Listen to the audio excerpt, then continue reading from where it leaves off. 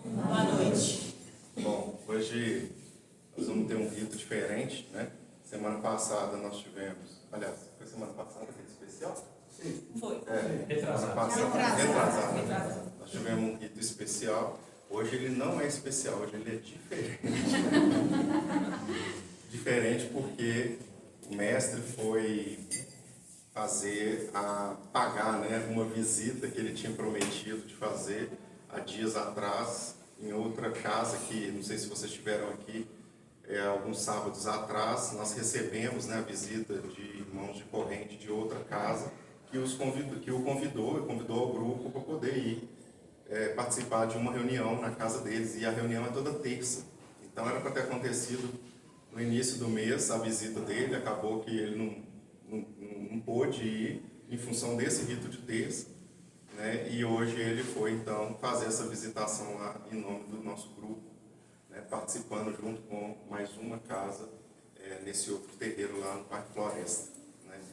E aí vocês vão ter que me dar uma de participar comigo dessa reunião, tá? Bom, é lógico que a proposta do rito ela é a mesma, né, mas não será jamais igual. Aliás, nenhum de nós é igual, né, segundos depois. O rio nunca é igual, né, alguns segundos depois, se você voltar na margem dele, não é verdade? E a gente também não. Mas eu queria aproveitar essa oportunidade, porque eu sei que ele está falando também do livro, né, Assim Falaram os Guias, e é muito oportuno isso que aconteceu, porque para algumas pessoas isso parece um desafio. Tocar um rito, fazer o rito, né? Tendo em vista que tem um mestre que sempre está fazendo. Eu não sou mestre, eu sou um discípulo dele. E para outros, né, pode ser um desafio para o bem, né? Um teste que vai mostrar quais são já as suas habilidades e como você as conduz. Isso serve para tudo na vida. E uma das lições desse livro, do Assim Falaram os Guias, eu acho ela muito preciosa, ela veio na fala do Marquinhos, ele fala de confiança, né? E o que confiar e como confiar. E a entrega, né, a confiança, ela passa muito pelo caminho da fé, que tem íntima ligação com a vibração de Ogum. Como falar de fé? Eu vou dar um exemplo para exemplificar o quadro mental que eu gostaria que vocês tivessem quando a gente estiver falando do rito, né? Vocês talvez conseguirem se misturar mais nessa coisa espiritual de vocês mesmos. Imaginem a seguinte situação. Vocês chegam para fazer a visita na casa de um conhecido, e esse conhecido tem um filho pequeno, e ele mora num sítio muito bonito, e vocês estão lá perto de uma árvore conversando. Essa criança, então, filho dele, começa a subir na árvore, é a casa dela, está acostumada com aquela árvore, lá ela vai e sobe na árvore. E o galho que ela está, é um galho que não está dando muita confiança, pode quebrar, o menino cair, machucar. E o pai, então, vira para ele e fala assim, ó, desce daí, fulano, não você vai machucar. Aí ele fala com você, só um minutinho, deixa eu só pegar ele. Aí ele fala assim para ele, vem, desce daí. E a criança faz o quê, normalmente? Pula. Baseado em quê? E por que ela confia? Porque o quê? Pai é pai. Se fosse a mãe, ele pularia também, não é? Então, a gente pode deduzir com isso que aquela criança só faz isso porque instintivamente ela tem intimidade com quem vai segurar ela. Vocês concordam? Sim. E aí, é uma coisa que passa quase pelo instinto, ela simplesmente se entrega, ela se joga.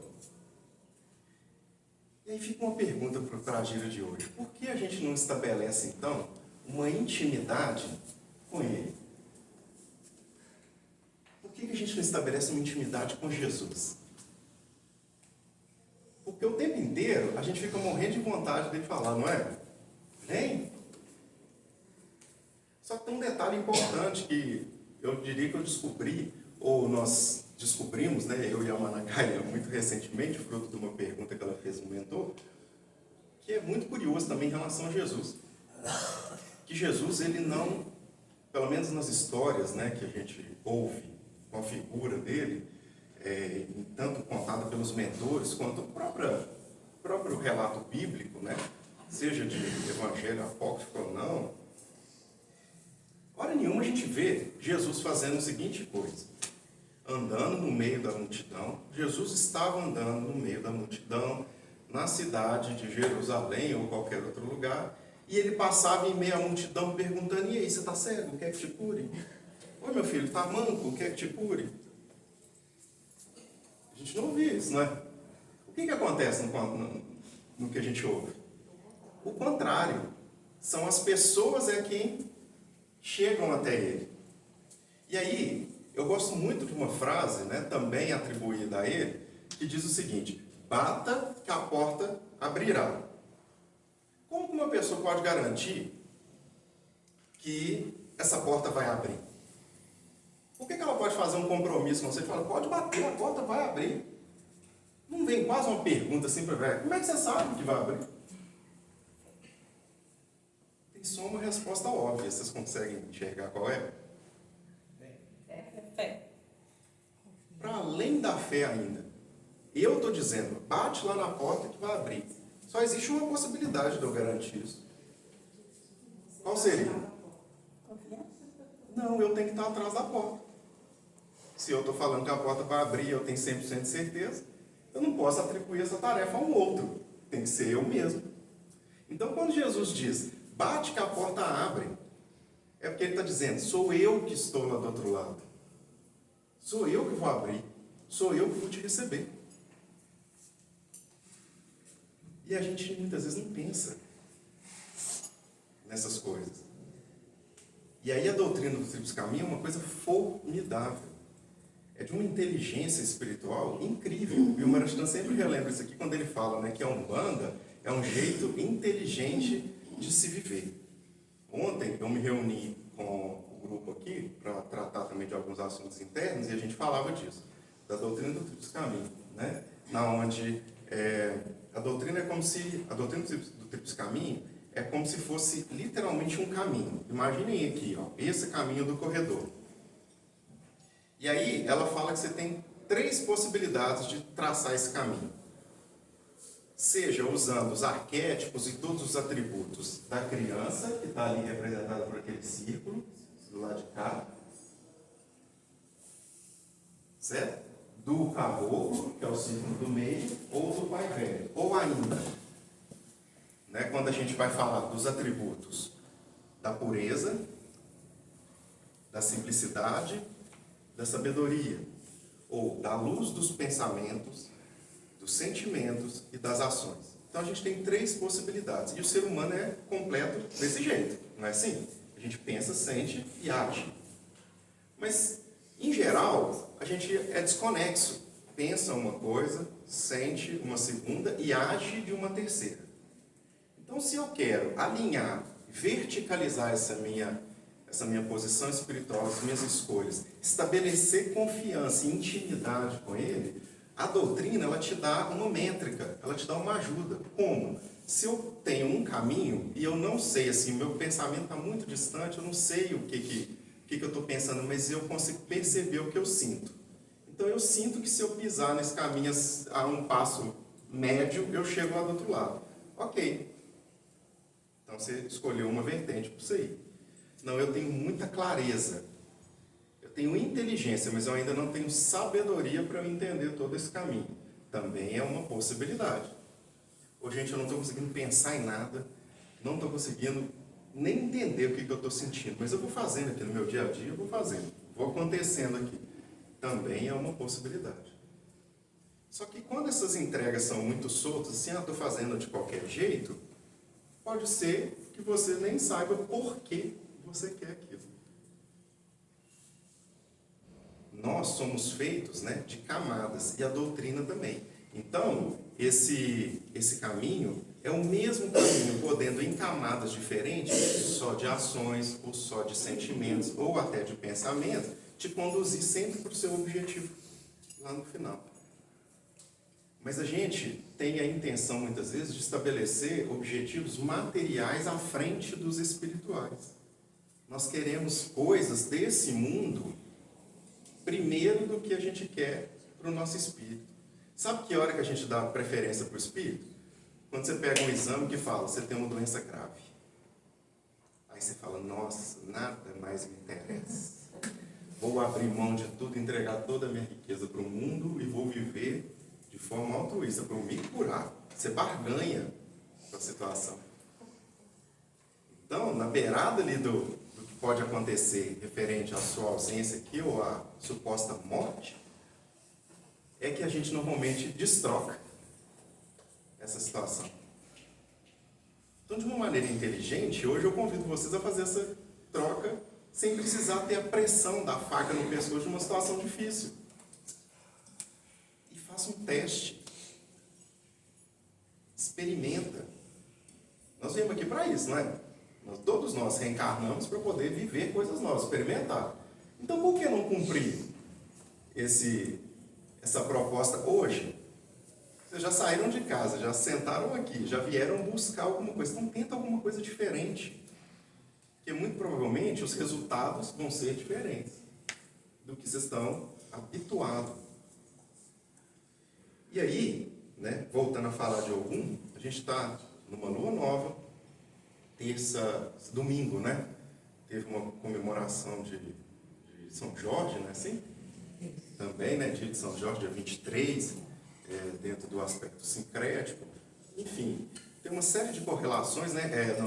No penúltimo rito, a gente teve o rito especial, como eu disse, que é uma conjunção astrológica, né? Que coloca a vibração de Ogum ainda mais potencializada dentro do signo de Áries. A gente está, enfim, assim, dentro de uma jornada nos últimos dias muito propícia a essa vibração de Ogum. E a gente atribui, né, Ogum àquela coisa do guerreiro que vem, que luta por mim e que faz e acontece. Nunca sou eu. A gente nunca se responsabiliza. Mas a gente sempre tem também aquele conceito de pecado, sabe? Eu estou pecando e não sei o que fazer. Estou errando e não sei o que fazer. Esquece essas duas coisas, então. Pecado e erro, e substitui por responsabilização. Você se responsabiliza pelos seus atos que você gosta, pelas coisas que te trazem alegria, e para os testes que você está fazendo e que não estão te dando um resultado legal, mas você vai insistir sempre apresentando um modo novo de ver aquilo. Uma camada nova dessa doutrina que eu comentei e que pode somar na solução dos seus problemas. Eu nem gosto de falar problema, né? Dos seus desafios, das suas dificuldades temporárias. E aí, eu queria reforçar uma coisa também já dita aqui, que afeta a vibração de Ogum. Né? Na Umbanda a gente aprende que os sítios vibratórios, eles são muito importantes para a gente recarregar as baterias. Então, os sítios vibratórios, nós temos basicamente a cachoeira, o mar, a praia, a campina, a mata. Né? E cada um deles vai estar ligado a um aspecto dos elementos do ar, do fogo, da água, da terra de maneira principal. No que diz respeito ao Ogum, o sítio vibratório é a praia. E a praia é um negócio muito curioso, porque só existe praia quando tem um mar por perto. Ou agora, ou já existiu por ali. Né? E o mar, ele tem aquela questão do fluxo e refluxo, não é? Aquilo que vai e volta, vai e volta. Hora mais agressivo, hora mais calmo. Então tem fluxo e refluxo, tem ritmo dentro daquilo ali. A praia consolida isso. Então, enquanto a gente estiver aqui cantando, eu vou falar dar alguns toques para vocês durante o rito. Né? Passeiem numa praia que vem à mente de vocês. Pode ser uma que vocês conheçam, ou pode ser uma, gente, que não exista nem nesse plano, mas ela existe dentro de um plano astral que talvez você já tenha visitado e você tenha aquilo na memória. Pisa naquela areia, naquela consolidação do seu ciclo, e se você está meio perdido naquilo ali, entra de novo num fluxo, num ritmo de quê? De intimidade, num ritmo que te aproxima do seu espiritual, num ritmo que te traz a saúde que você deseja, num ritmo que te coloca em progresso. num ciclo e num ritmo que te traz alegria espiritual de ser. O resto dos problemas, ele já venceu e mais do que isso, né, exemplificou como solucionar. E quanto mais perto dele a gente estiver, mais respostas a gente tem para poder fazer as melhores escolhas. Então é isso, né? O que eu quero convidar vocês, né, a entrar nesse ritmo, nesse ciclo, nessa saúde que a espiritualidade vem trazer para a gente.